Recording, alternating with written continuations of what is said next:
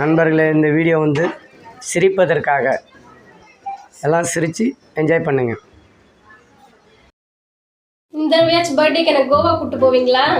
கோவா போயிடுவோம். ஹலோ மச்சான், சொல்லுங்க மாப்ள. இந்த தடவை உங்க தங்கச்சி பர்த்டேக்கு குடும்பத்தோட நாங்கள் ஃபேமிலியாக கோவாவுக்கு ட்ரிப்பு பிளான் பண்ணியிருக்கோம். நீங்களும் மறக்காம ஃபேமிலியோட வந்து கலந்துக்கங்க. எல்லா செலவும் என்னோடது. நீங்கள் ₹1 கூட செலவு பண்ண வேணாம். என்னடா மாப்பிள்ளை இப்படி சொன்னால் நம்ம எப்படி வெறுங்கையை வீசிக்கிட்டு போகிறது அப்படின்னு நீங்கள் நினச்சா மட்டும், எப்படி நினச்சா மட்டும் காருக்கு பெட்ரோல் செலவு பார்த்துக்கங்க. ஓகே மாப்ள. Okay bye.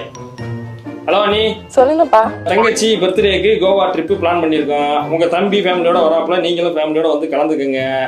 நீங்கள் ₹1 கூட செலவு பண்ண வேணாம். ஒட்டுமொத்த செலவையும் நான் பார்த்துக்கிறேன். என்னடா கூப்பிட்டாப்புல சும்மா அப்படி போகிறதுன்னு நீங்கள் சங்கடப்பட்டா மட்டும், எப்படி சங்கடப்பட்டா மட்டும் சாப்பாடு செலவு பார்த்துக்கிறேன். சரிங்கப்பா. ஓகே. ஹலோ அத்தை, சொல்லுங்க மாப்ள. உங்கள் பொண்ணு பர்த்டேக்கு கோவா ட்ரிப்பு பிளான் பண்ணியிருக்கோம். உங்கள் மூத்த பொண்ணு, உங்கள் பையன் எல்லாரும் குடும்பத்தோட வராங்க. நீங்களும் குடும்பத்தோட வந்து கலந்துக்கங்க. என்னப்பா சொன்ன? ரூம் அவங்கள புக் பண்ண சொல்லுவான். எதுக்கு இப்படி சொல்கிறேன்? நான் பார்த்துக்க மாட்டேன் ரூம் செலவெல்லாம். நீ வேற.